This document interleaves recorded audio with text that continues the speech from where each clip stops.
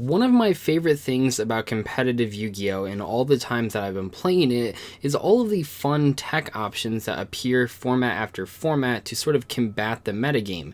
These cards usually are only good for one format, and that's what makes them so intriguing. In today's video, I want to talk about some tech options that popped up in a couple formats between 2012 and 2014, and sort of talk about why they were played, why they were good, and also why they're completely forgotten at this point.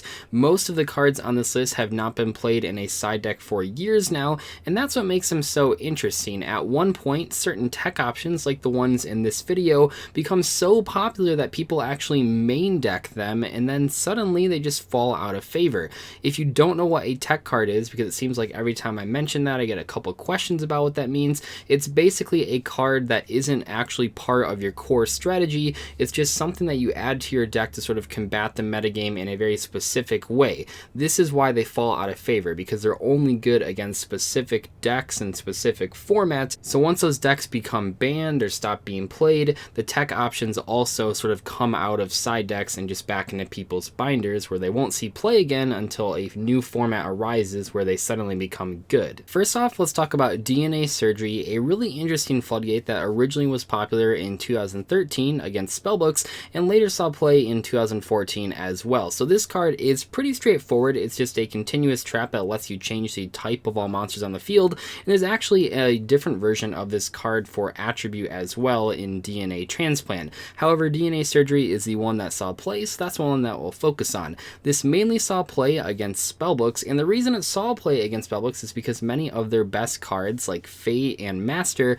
require the player to control a spellcaster type monster specifically. If you activate DNA Surgery and call something like Dinosaurs or Rock or anything besides spellcaster, now the spellbook deck can no longer activate many of their best cards, and in the case of Spellbook of Fate, that is like the #1 card of that strategy besides Spellbook of Judgment back in 2013. Once the Spellbook of Judgment actually got hit and spellbooks still continued to be a rogue strategy, people still played DNA Surgery, and then it had other applications as well. The #1 deck that I think that a lot of people played it against besides spellbooks was Bujins. Many of the Bujin cards have effects that only work with Beast Warrior Bujin monsters, but it also had interesting applications against the MADOLCHE strategy as well, because if the MADOLCHE cards are switched from different types, you no longer can activate MADOLCHE MESSENGELATO search effect because it requires you to have a Beast MADOLCHE on the field when you search.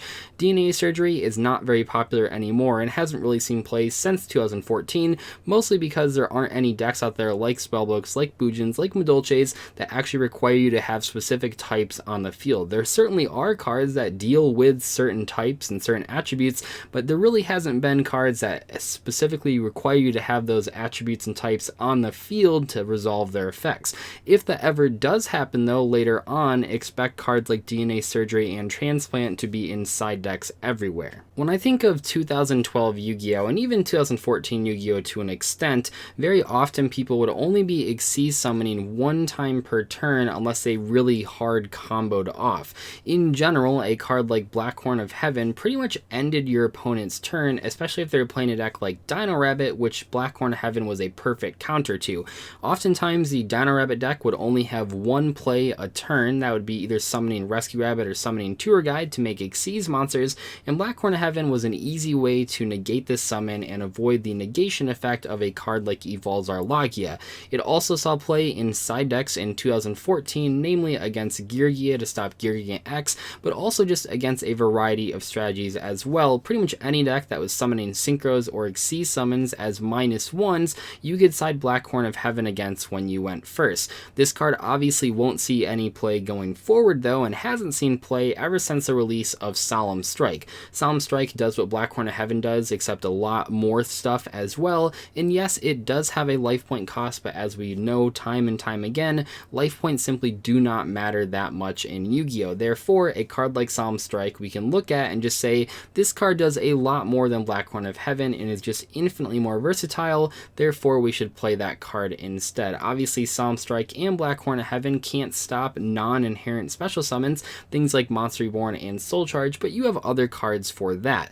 In the case of Black Horn of Heaven ever coming back in the metagame, it would be in a format where people weren't satisfied with Solemn Strike or Solemn Warning or Solemn Judgment and really needed a 6th, 7th, and 8th copy of those cards. I don't think that's ever going to happen, and Black Horn of Heaven might have seen play against Pendulum Summoning if it could be used to stop an entire Pendulum Summon, but as it stands, it's not ruled that way. It says exactly one monster, which means you can only use it on a Pendulum Summon of 1, which rarely happens. Therefore, you probably should just use a card like Solemn Strike, which will actually negate all of the monster's summons and put them in the graveyard where your opponent can't continuously Pendulum Summon them from the extra deck every single turn.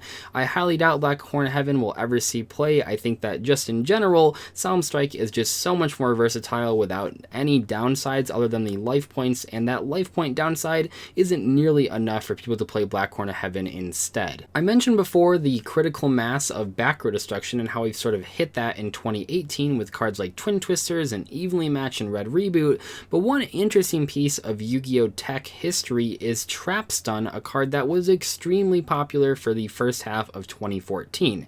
Back in 2014, you drew 6 cards when you went first, and oftentimes the decks of that era sort of played a ton of back row. It wasn't super uncommon for your opponent to summon 1 monster and set 4 back row with 1 card left in their hand on the first turn of a duel. In the case where both players are playing tons of traps, which many players were doing at that time, a card like Trap Stun would help sort of alleviate the issues of playing through a ton of back row. You could build up with your opponent a bunch of traps and a bunch of different chain links, and then at the very end, if you weren't satisfied with the end result, you could just flip a Trap Stun and lock everything down for a turn. One of my favorite interactions of Trap Stun actually came in late 2014 though, and that's when players would flip Vanity's Emptiness on their opponent's turn, flip Trap Stun on their own turn to turn it off, special summon a bunch, and then at the end of their turn, when the Trap Stun wore off and it flipped over to their opponent's turn, now their opponent would still have to deal with that Vanity's Emptiness. That was one of the most clever ways to play around one of the most powerful cards of 2014,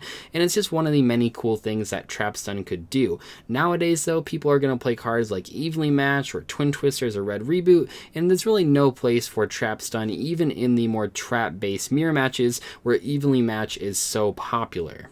Two of the scariest cards from 2012 were Evolzar Dolka and Evolzar Logia, and there was one card out there that was a pretty hard counter to both of those cards, and that's Smashing Ground. Yes, Smashing Ground, a card that is only marginally better than Fissure, actually saw tons of competitive play throughout Yu-Gi-Oh's history, but especially in 2012, where you could use it to hard counter 2 of the most common boss monsters of that time period. Smashing Ground is a piece of non-targeting removal, which is pretty cool. However, it eventually got power crept, obviously by cards like just more spot removal in every single strategy, but I think the direct sort of power creep to that card was actually Soul Taker, a card that, while it does give your opponent life points and it does target, found an interesting application against cards that miss timing. Soul Taker was an excellent counter to things like Light Pulsar Dragon that can miss timing, so you could actually prevent them from reviving things in the graveyard. However, once people started putting Soul Taker in their decks, you don't really have room for both Soul Taker and Smashing Ground, so people eventually just cut the Smashing Ground for Soul Takers. Interestingly enough, even though it's not on this list, the Soul Taker obviously eventually got power crept as well, just by other pieces of spot removal. But for a long time, pretty much up until Chaos Dragons came out, Smashing Ground was a commonly played side deck card, and sometimes an earlier old school Yu-Gi-Oh! An actual main deck card for spot removal when the game didn't have that as much as it does right now. One of the other contributing factors for Smashing Ground not being as necessary was the sort of influx of extra deck monsters that deal with your opponent's cards. Things like Diamond Direwolf and Number 101 and Exciton Knight meant that Smashing Ground simply wasn't good enough to compete. The number 1 spot on this list, although it's not really listed in any rank order, is Snowman Eater, and longtime fans will remember that this was actually part of a joke intro that I used for a couple weeks, but Snowman Eater, even though it looks like Maneater Bug, actually has a few key advantages that led it to being so popular. Obviously, it did see play before Xyz Summons came out, but I want to focus on after Xyz Summons came out, when it was used against decks like Dino Rabbit to hit cards like Logia.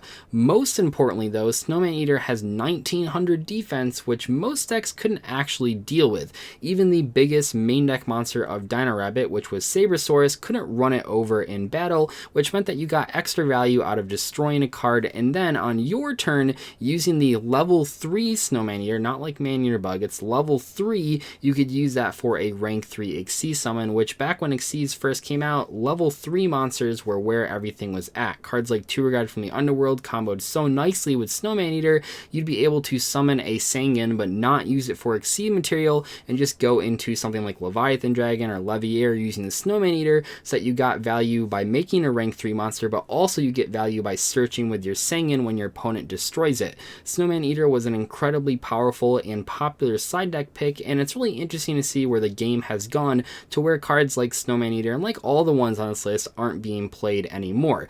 Of course, 2018 Yu-Gi-Oh! And Yu-Gi-Oh! Forever will always have their own tech options for each format, but the cards on this video simply probably won't see play going forward. Anyway though, I hope you guys enjoyed today's discussion video on some older tech options. If you guys would like to see more of this, let me know in the comment section below. I have lots of tech options sort of on a list that I can make more videos about if there's interest in it, and I'll definitely keep your comments in mind. I'll see you guys later though. Thank you so much for watching. Goodbye.